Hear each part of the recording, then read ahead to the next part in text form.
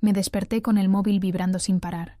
Decenas de llamadas perdidas, cientos de mensajes y notificaciones que no dejaban de llegar. Todavía adormilada, desbloqueé la pantalla para encontrarme con un aluvión de felicitaciones. Amigos, familiares lejanos, compañeros de trabajo con los que no hablaba desde hacía años, todos celebraban mi boda.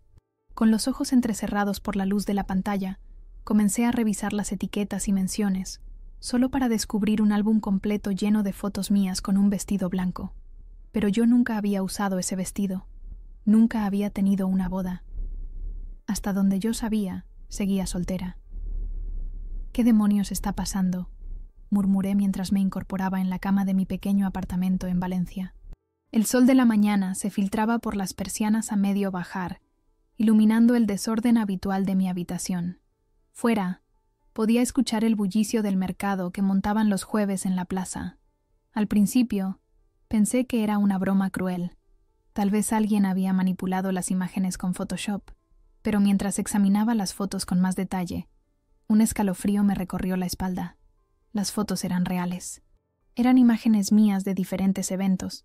Un vestido formal blanco de la graduación de mi hermana Lucía, una foto espontánea de la fiesta de cumpleaños de Raquel, un primer plano sonriendo en la cafetería de la esquina donde solía desayunar los domingos. Todas habían sido cosidas entre sí para crear una narrativa asombrosamente creíble. Quien hubiera hecho esto no solo había publicado una boda falsa, sino que había creado una fantasía tan bien elaborada que incluso mi tía Carmen, la mujer más escéptica que conozco, había caído en la trampa. «Ay, mijita, qué callado te lo tenías. ¿Por qué no nos invitaste? Tu madre estaría tan feliz de verte casada antes de los 30», decía uno de sus mensajes, acompañado de emojis de corazones y anillos. Mi teléfono volvió a sonar. Era Sofía, mi mejor amiga desde el instituto, sin aliento y claramente preocupada. «Elena, ¿me puedes explicar qué está pasando? ¿Por qué no me dijiste nada? ¿Quién es este tío?», exigió saber, con un tono que mezclaba incredulidad y dolor. No supe qué responder, porque yo tampoco sabía quién era él, el novio, mi supuesto marido.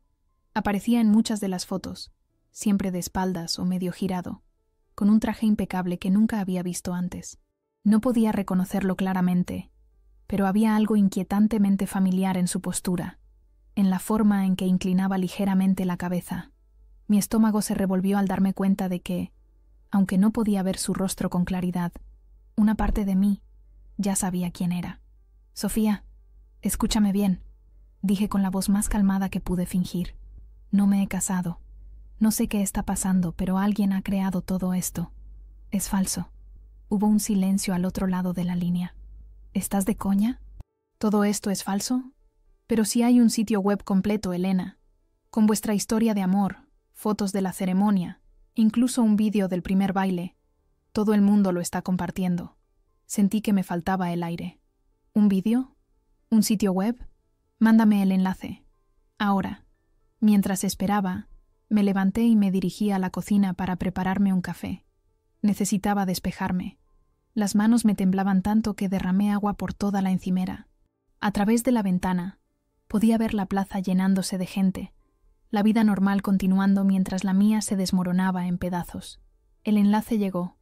Respiré hondo antes de abrirlo. La página se cargó con una animación elegante que daba paso a una fotografía a pantalla completa. Yo, sonriendo radiante con un ramo de calas blancas, junto a un hombre cuyo rostro estaba parcialmente oculto por el mío. Un título en caligrafía dorada anunciaba: «Elena y Mateo, nuestro amor eterno. Mateo». El nombre me golpeó como una bofetada. Nadie me llamaba así excepto él. Mi ex, Miguel, siempre decía que mi segundo nombre, Matea, era demasiado anticuado, así que me llamaba su Mateo, como una broma privada. Una broma que había dejado de ser graciosa cuando nuestra relación se volvió tóxica. Seguí navegando por el sitio. Había una historia completa de nuestro viaje romántico, con fechas precisas, lugares que habíamos visitado juntos durante nuestra relación real, anécdotas que solo él podía conocer. Incluso había una invitación de boda digital con todos los detalles. La ceremonia en la Catedral de Valencia, el banquete en una masía en las afueras, la lista de invitados, mi nombre, fecha de nacimiento, familia, amigos cercanos. Todo era exacto. Quien hubiera creado esto me conocía demasiado bien. Para cuando terminé de revisar el sitio, estaba sentada en el suelo de la cocina, con la espalda apoyada contra los armarios y lágrimas silenciosas corriendo por mis mejillas. No era solo el shock de ver mi identidad secuestrada de esa manera, era el miedo visceral de darme cuenta de que Miguel, el hombre del que había huido hacía más de un año, nunca había dejado de observarme. El timbre del portal sonó, sobresaltándome. En la pantalla del interfono vi a Sofía, con cara de preocupación. Le abrí sin decir palabra y esperé. Cuando entró por la puerta, me abrazó fuerte, sin preguntas, y finalmente me derrumbé del todo. Creo que es Miguel, susurré entre sollozos. Creo que ha vuelto. Pasé el resto del día pegada al móvil, intentando rastrear cada pedazo de información.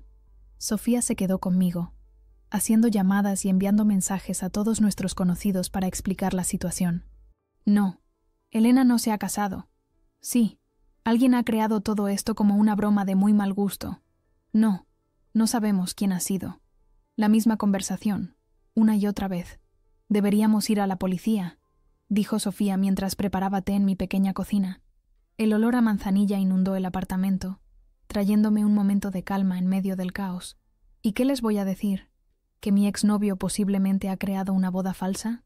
¿Tengo alguna prueba de que ha sido él? Elena, esto es acoso. No es normal. Y ese sitio web, hay demasiada información personal. Tus datos, tus fotos privadas. Eso tiene que ser ilegal. Tenía razón. El sitio web vinculado a las fotos tenía una galería completa, nuestra historia de amor, e incluso una invitación falsa con la fecha del supuesto enlace. El 15 de mayo, el aniversario de nuestro primer beso. Mi nombre, cumpleaños, familia, todo era preciso. Quien lo hubiera creado sabía demasiado. El novio aparecía como Miguel M., un nombre que despertaba en mí un escalofrío inmediato. Miguel Martínez, mi ex. Nos habíamos conocido en la universidad, en una clase de literatura comparada. Al principio todo fue como un cuento, flores sorpresa, notas escondidas en mis libros, canciones dedicadas. Pero lentamente, casi imperceptiblemente, el cuento se convirtió en pesadilla.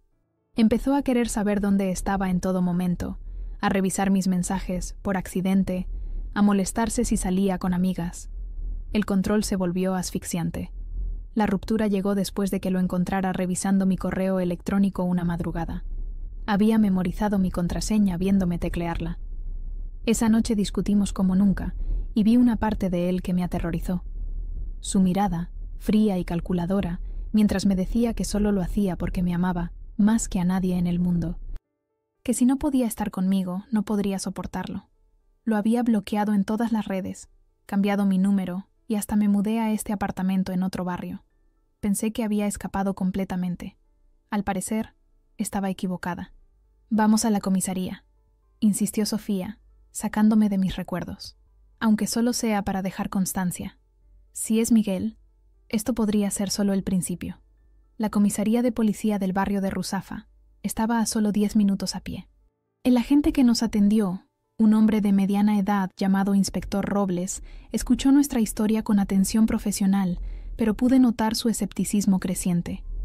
Entonces, ¿usted afirma que su expareja ha creado un sitio web falso sobre una boda que nunca ocurrió?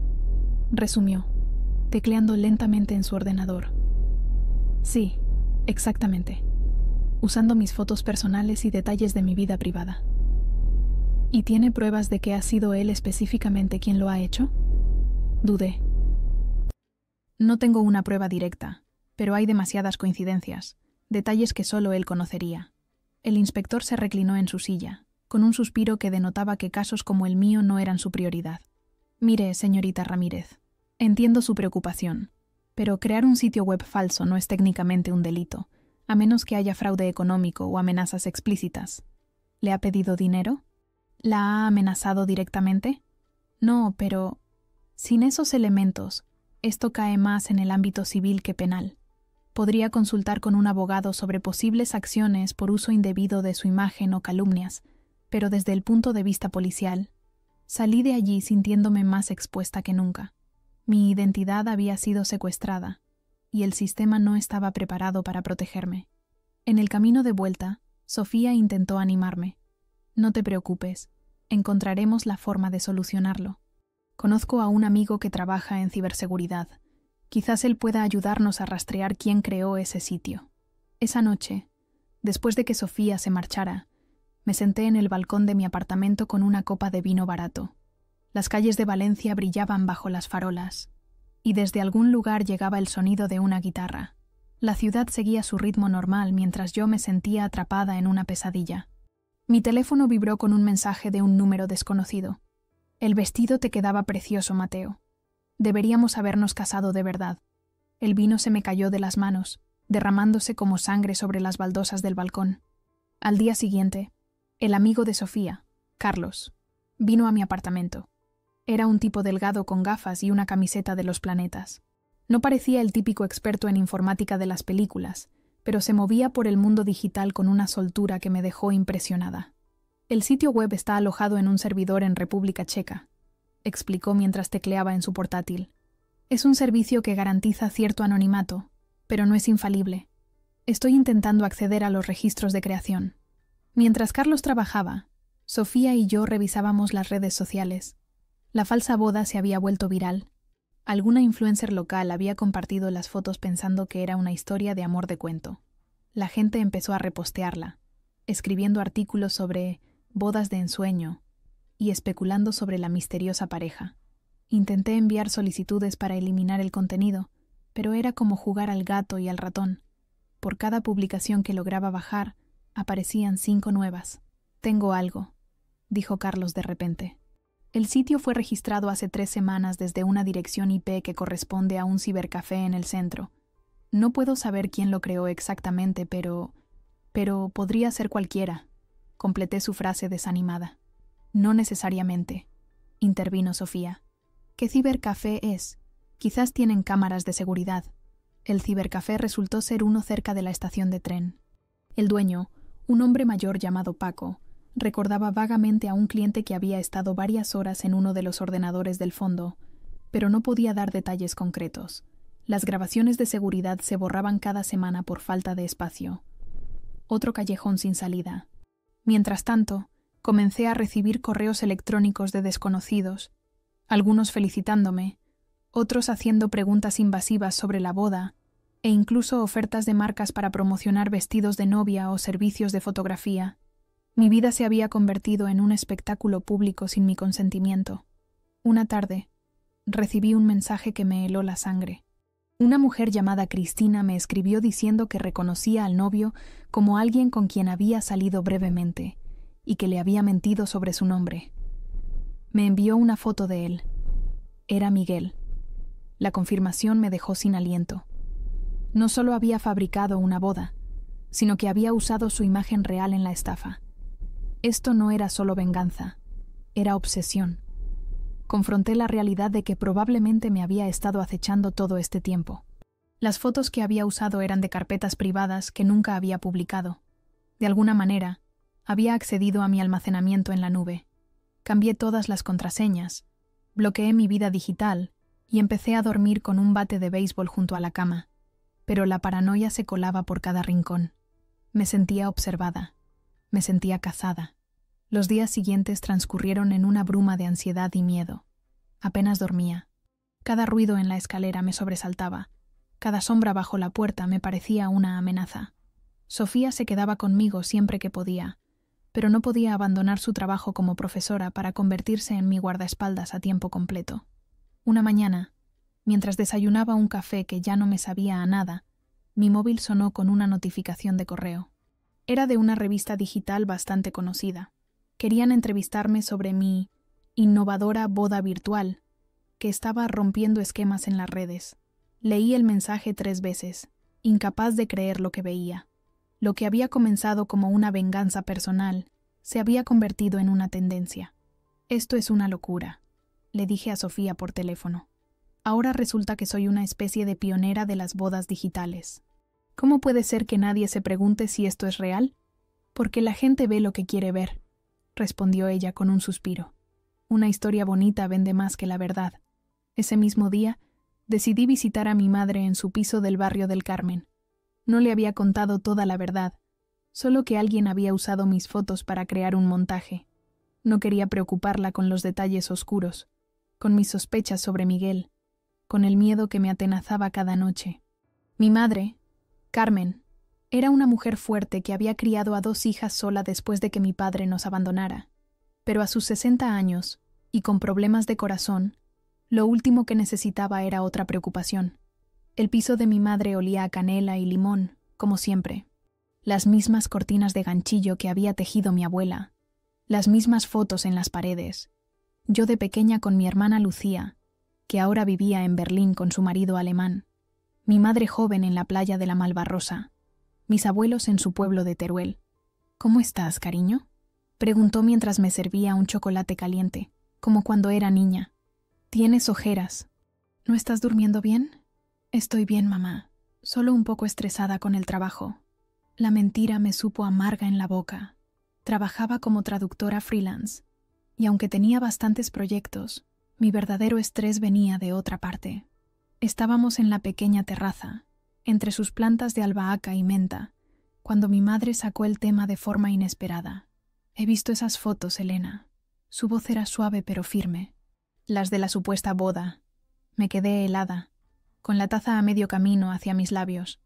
Tía Carmen me las envió.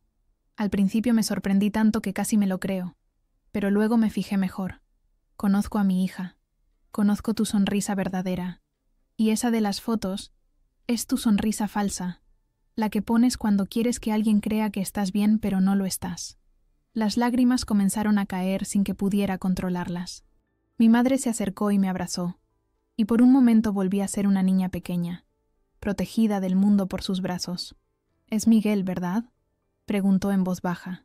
Siempre hubo algo en ese chico que no me gustaba, una sombra detrás de su sonrisa. No pude hacer más que asentir. «Mi niña, tienes que denunciarlo. Esto no es una broma, es acoso. Ya fui a la policía, mamá. Dicen que no pueden hacer nada a menos que me amenace directamente». Mi madre resopló con indignación. Típico. Siempre esperando a que sea demasiado tarde. «Bueno, si la policía no hace nada, buscaremos otras opciones». Esa noche, mientras volvía a casa en el tranvía, me sentí extrañamente más ligera.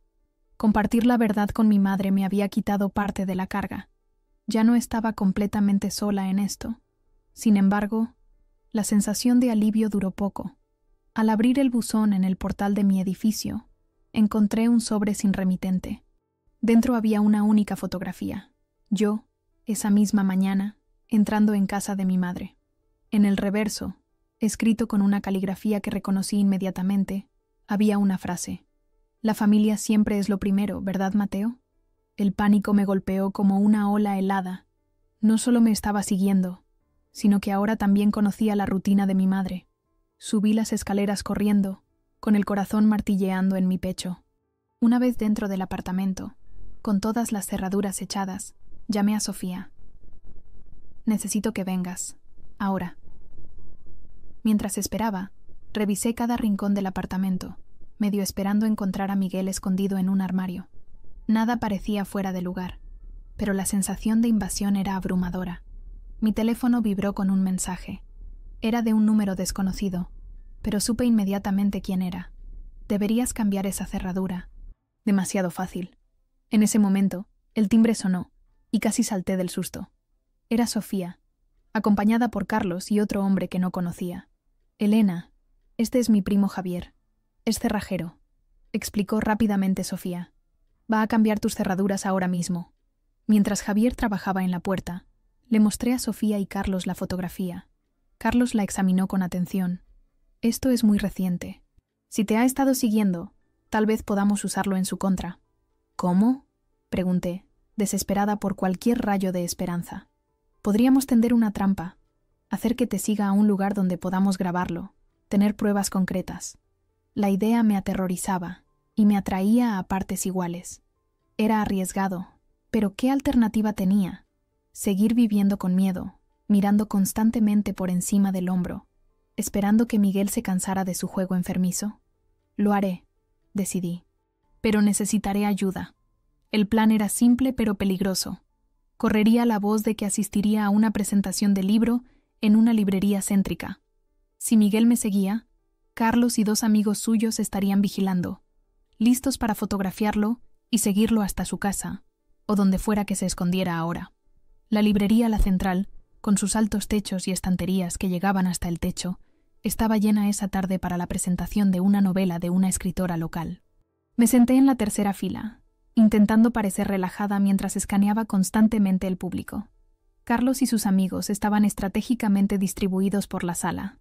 Sofía esperaba fuera, en un café con vista a la entrada principal. La presentación comenzó. La autora, una mujer mayor con el pelo plateado recogido en un moño, hablaba sobre su proceso creativo, pero sus palabras apenas llegaban a mis oídos. Cada vez que la puerta se abría, mi corazón daba un vuelco. Cada rostro masculino era escrutado con atención. A mitad del evento, mi teléfono vibró con un mensaje de Sofía. Creo que lo he visto. Chaqueta azul, gorra negra. Acaba de entrar. Respiré hondo, intentando controlarme. Según el plan, no debía dar señales de haberlo visto. Carlos y sus amigos se encargarían de vigilarlo. Mi papel era simplemente ser el cebo. Cuando la presentación terminó, me dirigí al mostrador para comprar el libro y que la autora me lo firmara. La cola era larga, lo que me daba más tiempo para que el plan funcionara. Mientras esperaba, sentí una presencia detrás de mí, demasiado cerca. Un olor familiar a colonia cítrica. Una voz que había intentado olvidar. Mateo. No me giré. No podía moverme. El simple sonido de su voz me paralizó. Te he echado de menos, continuó Miguel. Su voz un susurro que solo yo podía oír. ¿Has visto nuestra boda? Es lo que podríamos haber tenido. Quería gritar, correr, pero mi cuerpo no respondía. ¿Dónde estaban Carlos y sus amigos? ¿Dónde estaba Sofía? Sé que me sigues queriendo, insistió Miguel, ahora tan cerca que podía sentir su aliento en mi nuca. Solo estás confundida, pero yo te ayudaré a recordar lo nuestro. Finalmente, logré girarme para enfrentarlo. Allí estaba, el hombre que había convertido mi vida en un infierno. Se veía exactamente igual, el mismo pelo oscuro peinado con precisión, los mismos ojos marrones que una vez me parecieron cálidos, y ahora solo veía fríos y calculadores. Llevaba una chaqueta azul y sostenía una gorra negra en las manos. «Aléjate de mí», logré decir, mi voz más firme de lo que esperaba. «Sé lo que has hecho. Todo. La web, las fotos, los mensajes. Se acabó, Miguel. La policía lo sabe todo». Una sonrisa torcida apareció en su rostro. ¿La policía? ¿Qué van a hacer? ¿Arrestarme por crear un sitio web romántico? No. Por acoso. Por allanamiento. Por amenazas. Levanté el móvil, mostrándole que estaba grabando la conversación. Era un farol. Acababa de activar la grabadora, pero él no lo sabía. La sonrisa de Miguel se congeló. Miró alrededor, súbitamente consciente de dónde estábamos, de la gente que nos rodeaba. En ese momento, vi a Carlos acercándose por un lado y a Sofía entrando por la puerta principal. «Esto no ha terminado, Elena», murmuró Miguel antes de darse la vuelta y caminar rápidamente hacia la salida. Carlos y sus amigos lo siguieron, como estaba planeado. Sofía corrió hacia mí y me abrazó. Estaba temblando, pero por primera vez en semanas no era solo de miedo. También había rabia y determinación. «Lo tenemos», dije, mostrándole la grabación. «Ahora tenemos pruebas». Las siguientes horas pasaron en un frenesí de actividad. Carlos y sus amigos siguieron a Miguel hasta un piso en Benimaclet, un barrio universitario al norte de la ciudad. Tomaron fotos del edificio y anotaron el número de portal. Mientras tanto, Sofía y yo fuimos directamente a la comisaría con la grabación y la fotografía que había recibido. Esta vez nos atendió una inspectora llamada Raquel Durán, una mujer de unos 40 años con el pelo corto y una mirada intensa. A diferencia del anterior policía, ella escuchó nuestra historia con verdadero interés. «Lo que me estás contando es acoso en toda regla», dijo después de ver las pruebas. «Esto de la boda ficticia es solo la punta del iceberg, ¿verdad?» Asentí, aliviada de que por fin alguien me tomara en serio. «Vamos a necesitar una declaración completa. Todo desde el principio. ¿Cuándo empezaste a salir con él? ¿Cómo era la relación? ¿Cuándo terminó? Y cada incidente desde entonces». Pasé las siguientes 2 horas relatando mi historia con Miguel. Cómo al principio todo parecía perfecto, cómo gradualmente empezó a controlar cada aspecto de mi vida, cómo descubrí que espiaba mis comunicaciones, y finalmente, cómo había reaparecido con esta elaborada venganza digital. Solicitaremos una orden de alejamiento inmediatamente, dijo la inspectora Durán al terminar, y abriremos una investigación por acoso y amenazas. Con las pruebas que tenemos, podemos proceder, aunque te advierto que estos casos a veces son complicados. Cuando salimos de la comisaría, ya era noche cerrada. Sofía insistió en que me quedara en su casa esa noche y estaba demasiado agotada para negarme. Su piso en Ruzafa era pequeño pero acogedor, decorado con carteles de cine independiente y plantas que milagrosamente seguían vivas, a pesar del descuido crónico de mi amiga. ¿Crees que la orden de alejamiento servirá de algo?, pregunté mientras compartíamos una pizza en su sofá. La televisión murmuraba en el fondo, un programa de cocina que ninguna de las dos estaba realmente viendo. Sofía mordió su trozo pensativamente. No lo sé, pero es mejor que nada. Y ahora la policía está al tanto. Si intenta algo más, responderán más rápido. Esa noche dormí en el sofá de Sofía, envuelta en una manta que olía a suavizante de lavanda. Por primera vez en semanas, no tuve pesadillas. A la mañana siguiente, decidí pasar por mi apartamento para recoger algo de ropa y mis materiales de trabajo. Sofía me había ofrecido quedarme en su casa el tiempo que necesitara, y había aceptado. La idea de volver a mi piso sola me provocaba ansiedad, pero no podía seguir con la misma ropa, y necesitaba mi ordenador para trabajar en una traducción que tenía pendiente. El edificio parecía tranquilo cuando llegué. Saludé a la señora Martínez, mi vecina del segundo, que bajaba con su perrito Yorkshire. Todo parecía normal, cotidiano, como si el mundo no se hubiera desmoronado a mi alrededor. Abrí la puerta de mi apartamento con las nuevas llaves que Javier había instalado. Todo estaba exactamente como lo había dejado. Tazas sucias en el fregadero, la cama sin hacer, libros apilados en la mesa del salón. Me moví rápidamente, metiendo ropa en una mochila, cogiendo mi portátil y cargador, algunos documentos importantes. Quería estar fuera en menos de 10 minutos. Estaba en el baño recogiendo mis productos de higiene cuando lo vi. Un sobre blanco que había sido deslizado bajo la puerta. Sin remite, sin sellos. Solo un papel doblado con 5 palabras escalofriantes. Ahora sabes cómo me sentí. La caligrafía era inconfundible.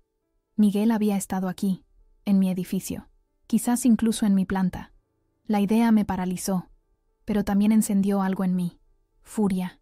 Una rabia pura y ardiente que nunca antes había sentido con tanta intensidad. Tomé el sobre con manos temblorosas, lo metí en mi mochila y salí del apartamento a toda prisa. En vez de ir directamente a casa de Sofía, tomé un taxi hasta la comisaría. La inspectora Durán no estaba, pero dejé el sobre con otro agente, insistiendo en que era evidencia adicional para mi caso. Miguel estuvo en mi edificio. Le dije a Sofía por teléfono mientras caminaba por la Gran Vía, intentando calmarme. Dejó una nota bajo mi puerta. Dios mío, Elena. ¿Estás bien? ¿Dónde estás ahora? De camino a tu casa. Pasé por la comisaría para entregar la nota. Estoy bien, solo enfadada. Muy enfadada. El enfado es bueno, dijo Sofía. El enfado te mantiene alerta, y el enfado te da fuerzas. Tenía razón. El miedo te paraliza, pero la rabia te impulsa a actuar. Y yo estaba lista para actuar. Esa tarde, mientras Sofía estaba en el instituto dando clases, recibí una llamada de un número desconocido. Normalmente no habría contestado, pero algo me dijo que debía hacerlo. ¿Elena Ramírez? Una voz masculina, profesional. Sí, soy yo. Mi nombre es David Latorre. Soy investigador privado. Su madre, Carmen Ramírez, me ha contratado para ayudarla con su caso. Me quedé sin palabras por un momento. ¿Mi madre le ha contratado? Así es. Me ha puesto al tanto de la situación y me gustaría reunirme con usted lo antes posible. Creo que puedo ayudar. Quedamos en encontrarnos en una cafetería cercana a la plaza del ayuntamiento. Era un lugar público, bien iluminado y siempre lleno de gente, lo que me hacía sentir más segura. David Latorre resultó ser un hombre de unos 50 años, con entradas pronunciadas y ojos astutos detrás de unas gafas de montura negra. No parecía un detective de película, sino más bien un profesor universitario. Su madre está muy preocupada. comenzó después de que nos sirvieran los cafés. Y con razón. He revisado toda la información que me ha proporcionado y esto va más allá del típico ex resentido. Este hombre ha desarrollado una obsesión peligrosa. Lo sé, dije, apretando la taza entre mis manos. ¿Pero qué podemos hacer? Ya he denunciado, ya tengo pruebas. La policía tiene sus limitaciones y sus procedimientos. Yo puedo moverme con más flexibilidad. Sacó una tablet y me mostró una serie de imágenes. Ya he empezado a investigar a Miguel Martínez. Trabaja como diseñador gráfico freelance, lo que explica sus habilidades para crear ese sitio web tan elaborado. Vive solo en un piso alquilado en Benimaclet. Y lo más interesante, no es la primera vez que hace algo así. ¿Qué quieres decir? He encontrado otra denuncia archivada de hace 3 años. Una mujer llamada Laura Herrero.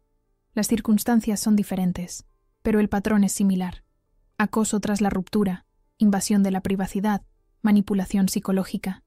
El caso se cerró porque ella retiró la denuncia y se mudó a otra ciudad. Un escalofrío me recorrió la espalda. No era la primera, y probablemente no sería la última si no lo detenía. ¿Has conseguido contactar con ella? ¿Con Laura? David asintió. Vive en Zaragoza ahora.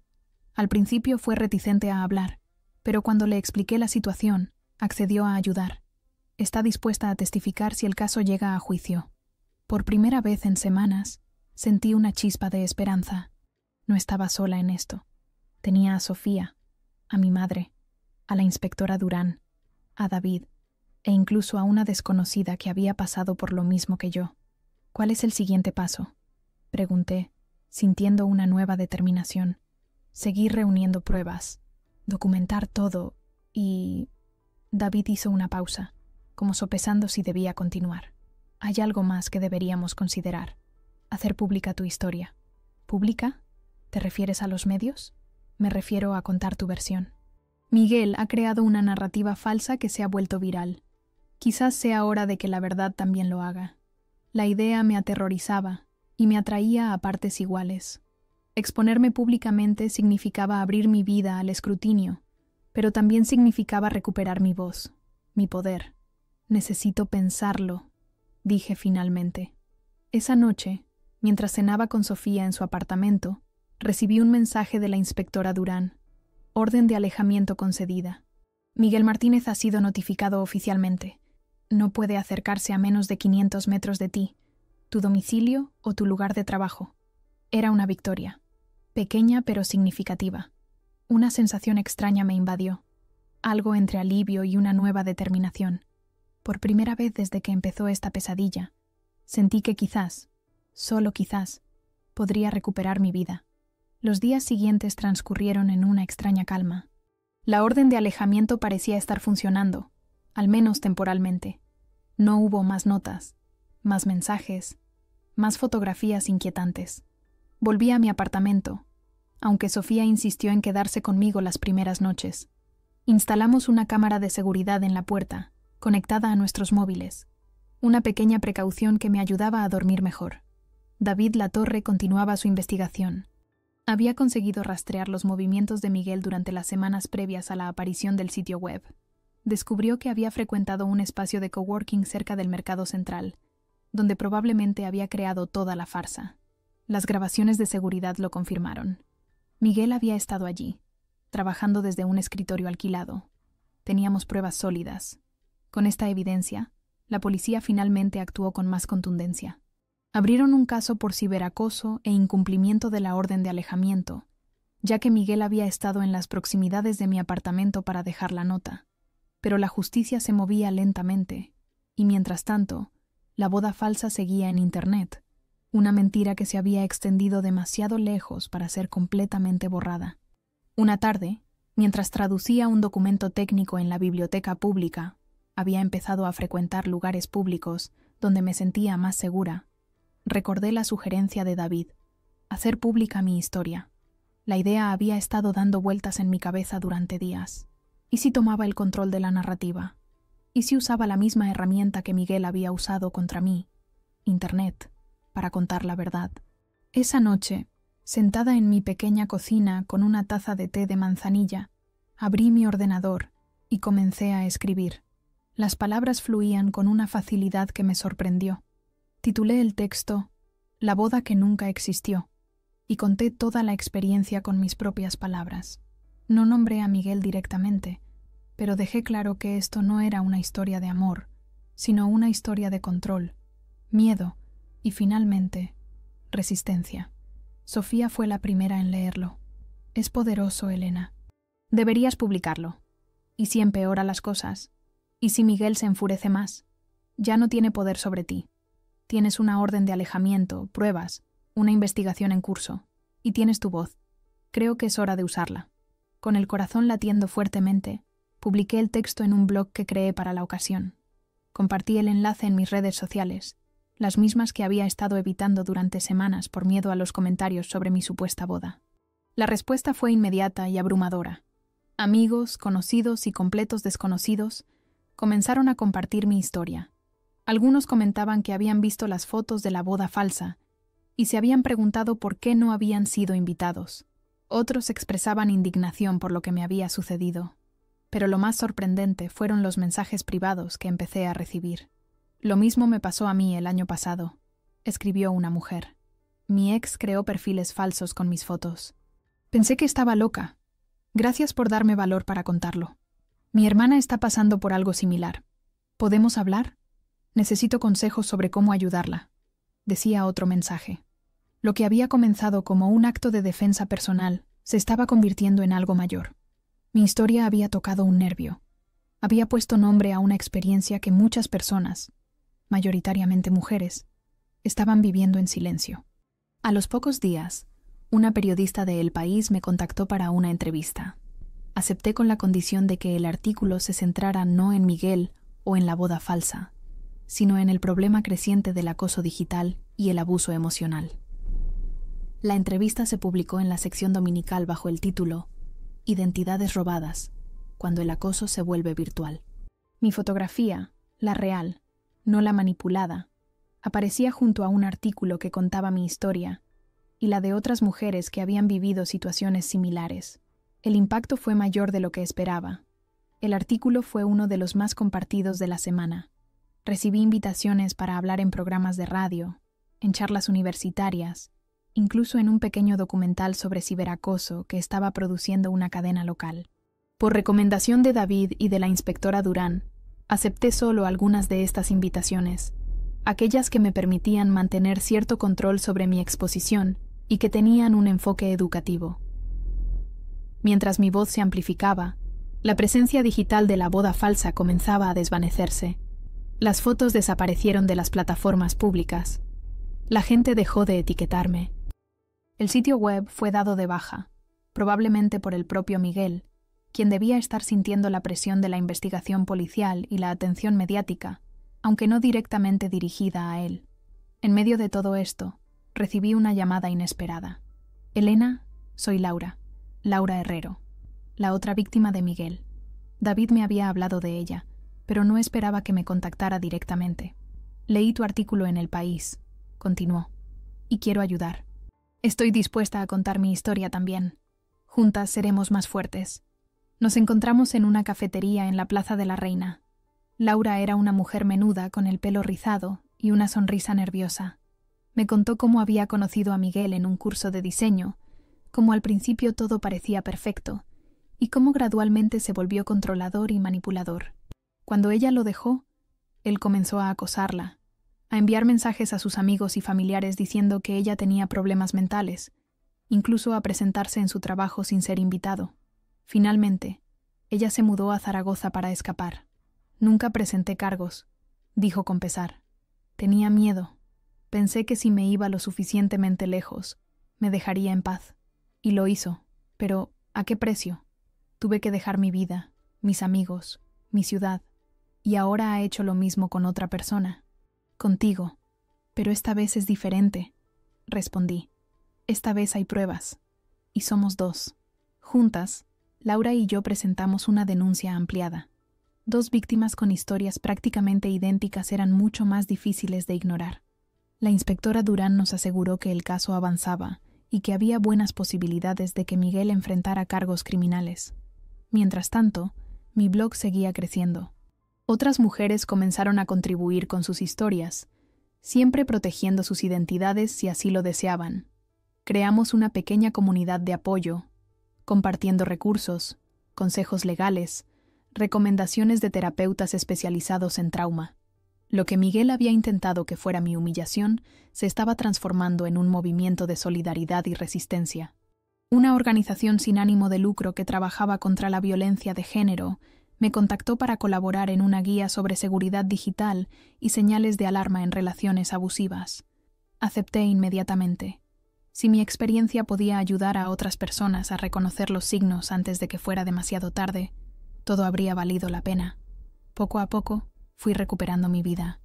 Regresé a mi rutina de trabajo, aunque ahora alternaba entre traducciones técnicas y artículos sobre derechos digitales y privacidad. Encontré una nueva terapeuta especializada en trauma, que me ayudaba a navegar las secuelas emocionales de lo que había vivido. No se trataba de olvidar, sino de reclamar mi narrativa, no como víctima, sino como alguien que había sobrevivido. Una tarde, mientras tomaba un café en una terraza de la Plaza Redonda, observando a los turistas y locales pasar bajo el sol valenciano, mi teléfono sonó. Era la inspectora Durán. «Tenemos novedades, Elena. Han detenido a Miguel esta mañana. Intentó acceder a tu correo electrónico desde un ordenador rastreable. Eso, sumado a todas las pruebas anteriores y al testimonio de Laura, ha sido suficiente. Está acusado formalmente de acoso, suplantación de identidad y violación de la orden de alejamiento». Una oleada de emociones me inundó. Alivio, vindicación y una extraña sensación de cierre. No era el final. Todavía habría un juicio, declaraciones, más exposición mediática. Pero era un punto de inflexión crucial. Miguel ya no era un fantasma inasible. Era un hombre enfrentando las consecuencias de sus acciones. «Gracias, inspectora», logré decir, con la voz temblorosa. «Gracias por creerme desde el principio. Tú hiciste la mayor parte del trabajo, Elena. Tu valor para hablar, para no rendirte, eso es lo que ha marcado la diferencia». Esa noche, escribí una nueva entrada en el blog titulada «El poder de la verdad». No mencioné la detención de Miguel. Eso sería parte del proceso legal y no quería interferir. Pero hablé sobre cómo la verdad, cuando se comparte, puede crear ondas que llegan más lejos de lo que imaginamos. Sobre cómo nuestras historias, incluso las dolorosas, pueden convertirse en faros para otros. La entrada terminaba con una frase que se había convertido en mi mantra personal durante estos meses. «El miedo quiere silenciarte. La verdad quiere ser libre. Elige la verdad». Han pasado 8 meses desde aquella mañana en que desperté con un móvil lleno de felicitaciones por una boda que nunca existió. A veces, cuando intento recordar los detalles de esos días, todo parece borroso, como si hubiera sucedido en otra vida o a otra persona. Pero las cicatrices emocionales son reales. Todavía me sobresalto cuando suena el teléfono con un número desconocido. Todavía verifico 2 veces las cerraduras antes de dormir. Todavía me cuesta confiar en nuevas personas que entran en mi vida. Pero también sonrío más. Hablo con más firmeza. Digo «no», sin sentir culpa. El miedo no ha desaparecido completamente.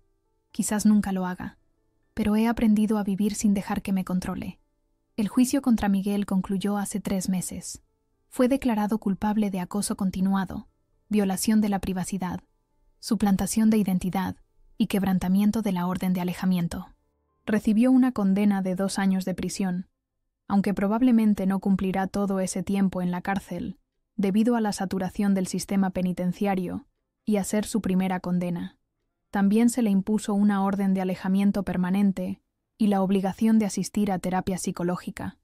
No es un castigo perfecto, pero es justicia, al menos en la medida en que el sistema puede proporcionarla. Laura estuvo a mi lado durante todo el proceso. Nos sentamos juntas en la sala del juzgado, apoyándonos mutuamente mientras revivíamos experiencias dolorosas frente a un tribunal lleno de desconocidos. Cuando el juez leyó el veredicto, nos tomamos de las manos. No fue una victoria que celebramos con champán. Fue un momento solemne de validación y cierre. Después del juicio, mi vida comenzó a tomar un nuevo rumbo.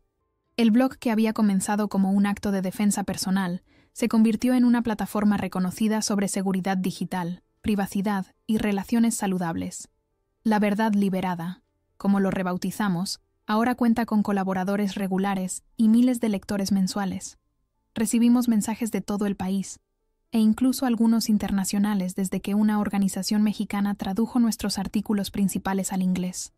He vuelto a trabajar como traductora, pero ahora también doy charlas en institutos y universidades sobre seguridad en Internet y señales de alerta en relaciones potencialmente abusivas. Nunca me vi como una oradora pública, pero descubrí que compartir mi experiencia, ver las caras de reconocimiento en la audiencia, sentir que mis palabras podrían marcar la diferencia para alguien, todo eso me da un propósito que antes no tenía. Sofía sigue siendo mi roca. Se mudó a un nuevo piso más grande y me convenció para que tomara el apartamento vacío en su mismo edificio. Vivir cerca de mi mejor amiga ha sido parte crucial de mi recuperación. Ahora organizamos cenas semanales donde invitamos a amigos y cocinamos juntas, llenando nuestros hogares con risas y conversaciones que no tienen nada que ver con el pasado doloroso. Mi madre, quien nunca dudó de mí y quien contrató a David Latorre cuando nadie más parecía tomar en serio mi situación, está más orgullosa de lo que las palabras pueden expresar. Siempre fuiste fuerte, me dijo recientemente mientras tomábamos el sol en la playa de la Malvarrosa, pero ahora también sabes que lo eres. La inspectora Durán y yo mantenemos contacto. A veces me consulta sobre casos similares o me pide que hable con otras mujeres que están pasando por situaciones de acoso. El sistema legal sigue siendo lento y a menudo inadecuado para abordar estas formas modernas de abuso, pero personas como ella están marcando la diferencia desde dentro. David Latorre se ha convertido en un colaborador habitual de nuestro blog, aportando su experiencia en investigación y seguridad. También me presentó a un grupo de abogados especializados en delitos digitales que ofrecen asesoramiento gratuito a víctimas de acoso en línea. Estamos trabajando juntos en una propuesta para mejorar la legislación sobre ciberacoso, aunque sabemos que cambiar las leyes es un proceso lento. He vuelto a escribir, no solo sobre trauma, sino sobre fortaleza, sanación e identidad. Estoy trabajando en un libro que combina mi experiencia personal con historias de otras supervivientes y consejos prácticos de profesionales. Una editorial pequeña pero respetada ha mostrado interés, y aunque todavía estoy en las etapas iniciales, la idea de transformar mi dolor en algo que pueda ayudar a otros me mantiene motivada. Mi experiencia ahora forma parte de una campaña más amplia sobre seguridad digital. Colaboro con varias organizaciones para ayudar a otros a reconocer las señales de alarma temprano, a proteger su presencia en línea y a saber dónde buscar ayuda. Ese trabajo, más que cualquier otra cosa, me da un propósito y convierte mi dolor en algo significativo. Hace unas semanas recibí un correo electrónico que me dejó sin aliento por un momento. Era de una mujer llamada Pilar, quien había estado saliendo con Miguel brevemente antes de que me conociera a mí. Había visto mi nombre en la cobertura mediática del juicio y quería ponerse en contacto. Yo escapé antes, escribió, pero siempre me he preguntado si hice lo correcto al no denunciar, si podría haber evitado que le pasara a alguien más. Tu valor me hace cuestionar mi silencio. Le respondí que cada persona procesa el trauma a su manera, que no había decisiones correctas o incorrectas en estas situaciones, solo las que podemos tomar en ese momento con las herramientas que tenemos. Nos reunimos para tomar un café, y aunque fue una conversación difícil, también fue sanadora para ambas. Pilar ahora también colabora con nuestro blog, de forma anónima. A veces me pregunto qué estará haciendo Miguel ahora, no por nostalgia o preocupación, sino por simple curiosidad humana. ¿Habrá aprendido algo de esta experiencia? ¿Estará recibiendo la ayuda psicológica que claramente necesita? No lo sé, y honestamente, ya no es mi problema. He aprendido a separar su historia de la mía. Él es el autor de sus acciones, yo de mi recuperación. La vida sigue avanzando. He empezado a salir de nuevo, aunque con cautela. Conocí a alguien, un profesor de historia en la universidad donde di una charla hace unos meses. Es amable, paciente y respeta mis límites sin necesidad de explicaciones exhaustivas. Vamos despacio, construyendo confianza día a día. No sé si esto se convertirá en algo más serio, pero he redescubierto que soy capaz de conectar con otra persona sin que el miedo me paralice. Esta mañana, mientras me preparaba para una entrevista en la radio local sobre nuestro nuevo proyecto de talleres en institutos, me detuve frente al espejo del baño. La mujer que me devolvió la mirada no era la misma de aquellas fotos falsas, ni la chica que Miguel intentó borrar. Era yo, completa, no intacta. Las experiencias nos marcan, nos cambian, pero sí íntegra. Observé las pequeñas arrugas que han comenzado a formarse alrededor de mis ojos, los mechones plateados que han aparecido prematuramente en mi pelo castaño, signos físicos del estrés y el trauma, pero también de la vida que continúa, que fluye, que no se detiene. Me sonreí a mí misma, un gesto simple pero profundamente significativo. «Buenos días, Elena», dije en voz alta, y por primera vez en mucho tiempo, realmente lo eran. Al salir de casa, el sol de Valencia me recibió con su calidez característica. Las calles estaban llenas de vida, estudiantes apurados con mochilas al hombro, ancianos conversando en los bancos de la plaza, turistas consultando mapas en sus móviles. La normalidad cotidiana que una vez di por sentada, ahora la aprecio como el regalo que es. Caminé hacia la estación de radio con paso firme, sintiendo el peso reconfortante de mi bolso, donde llevaba notas para la entrevista, y una copia impresa del manifiesto que habíamos redactado para nuestra campaña. Las palabras que había escrito resonaban en mi mente. La verdad quiere ser libre. Elige la verdad. Y eso es exactamente lo que he hecho. Elegir la verdad, día tras día. La verdad sobre lo que me sucedió. La verdad sobre quién soy ahora. La verdad sobre el largo y no siempre lineal camino de la recuperación. No soy una víctima. No soy una superviviente. Soy simplemente Elena, traductora, escritora, activista, hija, amiga. Una mujer que cayó y se levantó. Una mujer que perdió su voz y la recuperó, más fuerte y clara que antes. Hay días malos, por supuesto. Días en que el miedo regresa como una ola inesperada. Días en que dudo de todo lo que he construido. Pero esos días ya no me definen. Son solo eso. Días. No toda mi vida. Mi teléfono vibra con un mensaje de Sofía. Buena suerte en la entrevista. Después helado en Venecia, yo invito. Sonrío mientras respondo con un emoji de helado y un corazón. Es en estos pequeños momentos cotidianos donde realmente he encontrado mi libertad. Porque al final, eso es lo que Miguel nunca pudo quitarme. Lo que nadie puede quitarnos. Nuestra capacidad para reconstruirnos. Para encontrar alegría en lo ordinario. Para conectar genuinamente con otros. Para ser, simplemente, nosotros mismos. Y mientras espero mi turno en la sala de la emisora, observando a los técnicos preparar los micrófonos, siento una certeza tranquila asentarse en mi interior. Mi historia no terminó con aquella falsa boda. Mi historia continúa, página tras página, día tras día, y ahora por fin soy yo quien la escribe.